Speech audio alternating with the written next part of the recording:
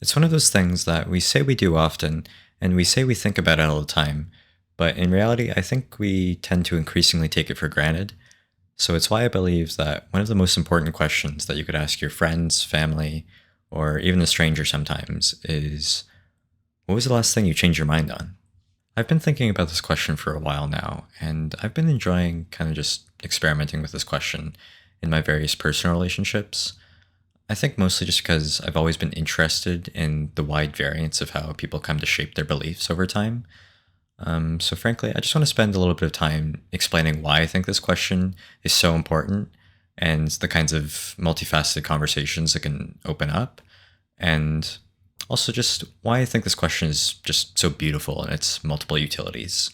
I think the first thing to note about the question is its flexibility, because most of the time when you ask this question, you're probably going to get a quizzical look in response, and the person's going to say something like, "What? Like, really? Like, what do you mean?"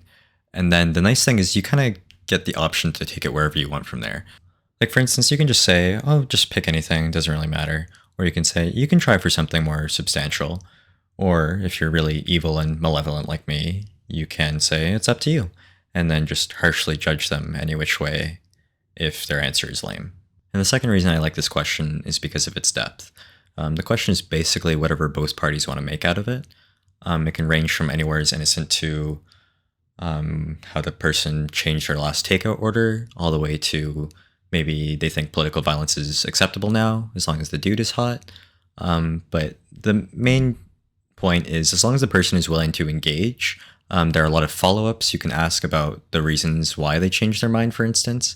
And generally, if it goes well, the person might end up reciprocating and asking the question back, or they'll just be curious as to why you asked that question. And then it just opens up a whole bunch of other conversational paths that you can go down if you're curious about how people change their minds and reevaluate their past beliefs and decisions. And lastly, I would say this question's got a lot of utility as a filtering mechanism in that it's the kind of question that you can glean a lot of information about how someone answers it, either through like a non-answer or like a sophisticated answer.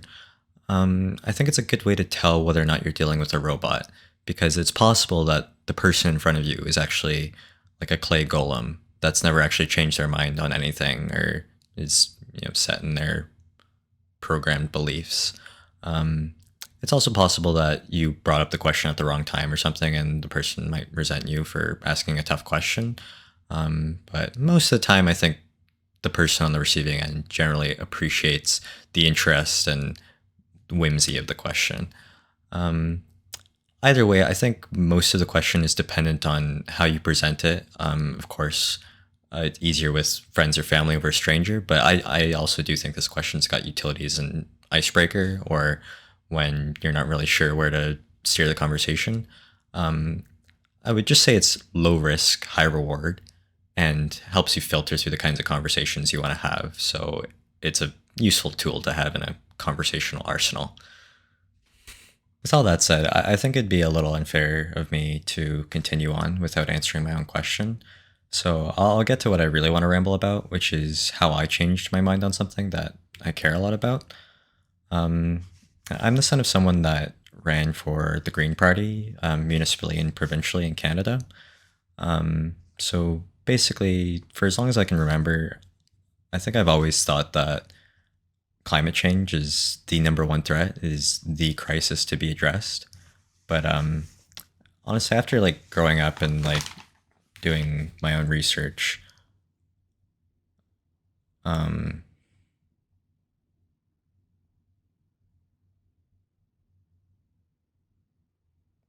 I've changed my mind, and I've realized I've been lied to. And now I think that the number one threat to our society is the cancerous tumor infecting our information landscape. The best way I can put it is it's a realignment in my political perception. I think political consensus and adherence to a shared facts based reality is an absolute must before we get to tackling the climate change problem.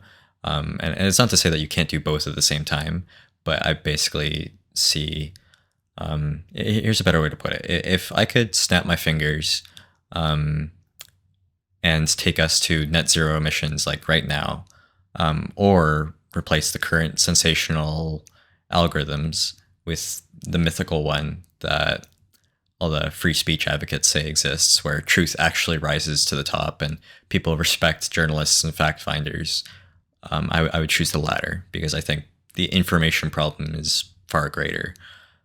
My view is that even going to net zero right now, if we could, it's not a preferable solution if it means living in the sludge of the post-truth world. And practically speaking, it means that I don't think politicians can afford to brute force environmental policies if they haven't got the trust of the people, because they'll just resent it and end up rolling it back with the next administration. And it's a little close to home because I think the carbon tax and rebate program is one of the great successes of the Trudeau administration, but just all the noise and misinformation surrounding it um, poisons the well and makes it deeply unpopular and impossible to take credit for. So, if you'll allow me to connect my thoughts about the information landscape and the question of changing your mind, I just want to say that I think it's really important to be able to track our thoughts in time. I think it's a great skill to have to be able to recognize the kinds of influences and gradual processes that shape your beliefs. Um, and it's very important to note the fact that it's gradual, that it's very, very seldom going to be like the one conversation or one person or any like snap moment. It's very often just the slow burn environments that you inhabit that end up shaping your beliefs. Basically, with that, it's helpful to be able to see the areas where you might be too stubborn or you might be too easily manipulated through propaganda. Um, and this is an important thing to keep in note for media figures, the ones that make wildly varying predictions and never seem to take accountability when they get things wrong, and they never seem to change their mind. In this day and age, just having a track record to point to and being able to admit mistakes and bias just goes such a long way. When it just seems like there's so many figures, both in media and regular life, that are just allergic to accountability and changing their mind or admitting any kind of weakness. Um, and I just want to say this is kind of the personal arc that I'm going through as well, and connected to how I've been thinking about this. It's why I want to choose to talk about certain topics on my channel and in my personal life more, like on the importance and maintenance of friendship and third places and how to have more meaningful discourse and charitable disagreement. Uh, in a way, I'm kind of preparing myself for the incoming storm of the populist uprising. Um, I'd like to think I've learned something since high school. That was when the last Trump administration was for me.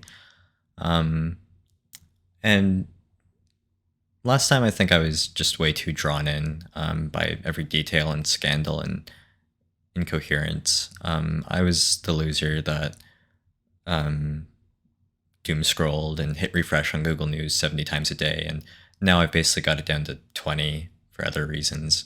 Um, because I did at various points have Trump derangement syndrome, even if I think that term is weaponized to deflect fair criticism.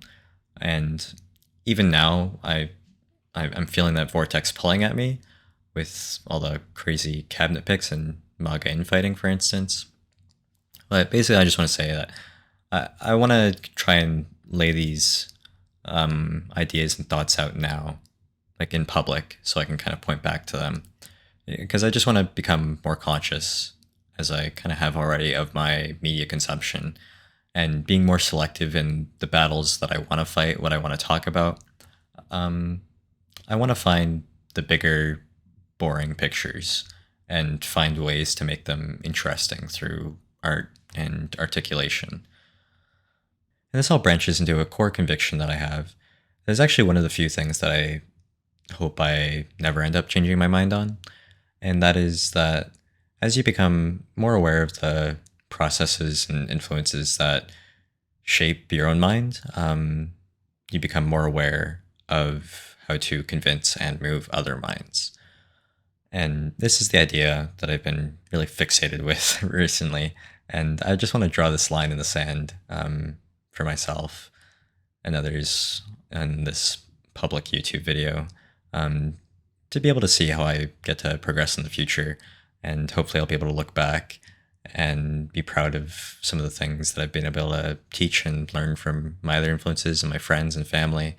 And then I can celebrate how I've gotten things wrong and right over the years. Thanks for listening and making it this far. I want you to know that I'm still working on other videos and podcast episodes. I've mostly just been busy with Christmas celebrations. I honestly made this video as kind of a stopgap just to keep up with good uploading habits.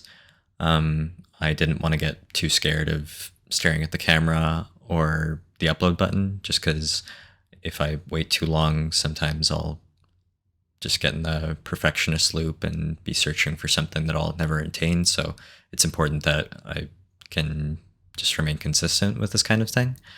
I hope you enjoyed my rambling. I really hope that there's someone out there that ends up trying asking this question with a couple of their friends or family or whoever. I think the world becomes a far better and more interesting place when people are curious and change their minds about things.